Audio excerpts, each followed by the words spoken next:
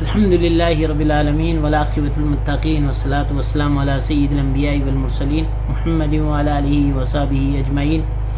محترم سامعین و ناظرین کرام، آج میں ایک اہم اور حساس عنوان سے آپ حضرات کی خدمت میں کچھ معروضات پیش کرنا چاہتا ہوں اور کچھ گزارشات کرنا چاہتا ہوں حقیقت کی نظر میں اور حقیقت کو مد نظر رکھتے ہوئے۔ ہمارے معاشرے میں بہت ساری برائیاں ہیں اور بہت ساری رسم و رواج ہیں، اور وہ ایسے رسم و رواج اور ایسی بیماریاں ہیں کہ جس کی وجہ سے انفرادی نہیں اجتماعی بہت زیادہ نقصانات ہوتے ہیں۔ چاہے جائے اجتماعی انفرادی طور پر وہ رسم رواج گناہ کیا جا رہا ہو، لیکن اس کا اثر اجتماعی طور پر پورے معاشرے پر بہت برا پڑتا ہے۔ انہی برائیوں میں سے ایک اہم برائی جہیز کی برائی ہے۔ آج ہم اپنی آنکھوں سے دیکھ رہے ہیں کہ جہیز صرف ایک رسم نہیں بلکہ ایک ایسا ناسور ہے جس نے نہ جانے کتنی بیٹیوں کی مسکراہٹیں چھین لی، کتنے غریب باپوں کو قرض کے بوجھ تلے دبا دیا، اور کتنے گھروں کی خوشیاں ماتم میں بدل دیں۔ آج بے شمار بیٹیاں صرف اس لیے اپنے والدین کے گھر بیٹھی ہیں کہ ان کے والدین کے پاس جہیز دینے کی استطاعت نہیں ہے، ان کے پاس گنجائش نہیں ہے۔ کتنے رشتے صرف اس وجہ سے ٹوٹ جاتے ہیں کہ لڑکے والوں کی خواہشات پوری نہیں ہوتی۔ آخر یہ کون سا انصاف ہے کہ ایک باپ اپنی بیٹی بھی دے اور اس کے ساتھ اپنی عمر بھر کی جمع پونجی بھی؟ میرا یہ سوال ہے۔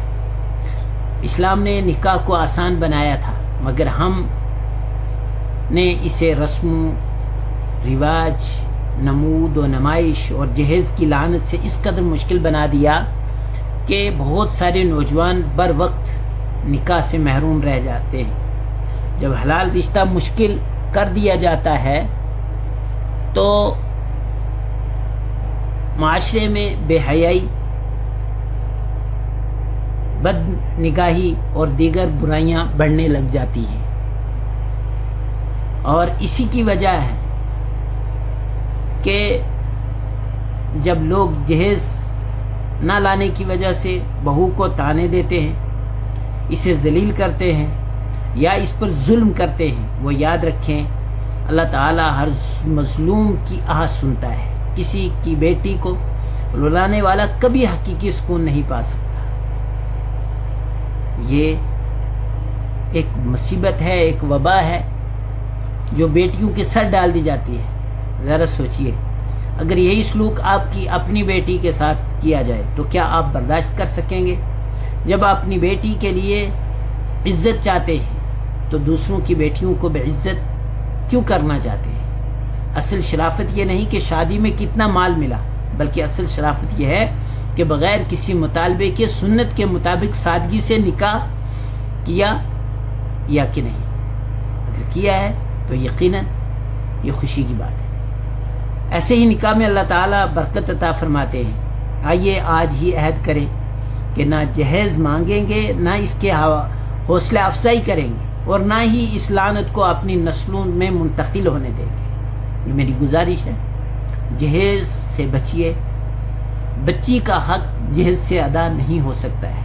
والدین سمجھے، بھائی برادر سمجھے کہ یہ کچھ ساز و سامان دے کر، فرنیچر دے کر، ایک باپ یہ سوچتا ہو کہ میں نے بیٹی کا حق ادا کر دیا جو وراثت میں اس کو ملنا تھا، ایک بھائی یہ سوچتا ہو کہ میں نے جو مال وغیرہ دیا ہے، جو فرنیچر وغیرہ دیا ہے، اس سے بہن کا وہ حق ختم ہو گیا جو اس کو میرے باپ کی وراثت سے ملتا تھا۔ قطعاً نہیں، قطعاً نہیں، قطعاً نہیں۔ اس وجہ سے اس جہیز کی لعنت سے اپنے آپ کو، اپنے معاشرے کو صاف کرنے کی کوشش کیجیے، اور خود بھی بچیے، اور ایک داعی بن کے کھڑے ہو جائیے کہ ہم سادگی کے ساتھ اور اس طرح شادی اپنی بیٹی کی، اپنی بہن کی انجام دیں گے جس طرح سے حضرت نبی کریم صلی اللہ علیہ وسلم نے اپنی بیٹیوں، اور بالخصوص حضرت فاطمہ الزہرا رضی اللہ تعالی عنہا جو جنت کی عورتوں کی سردار ہوں گی،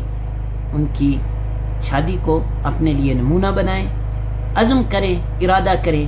اللہ مدد کرنے والا ہے۔ شکریہ۔ السلام علیکم ورحمۃ اللہ وبرکاتہ۔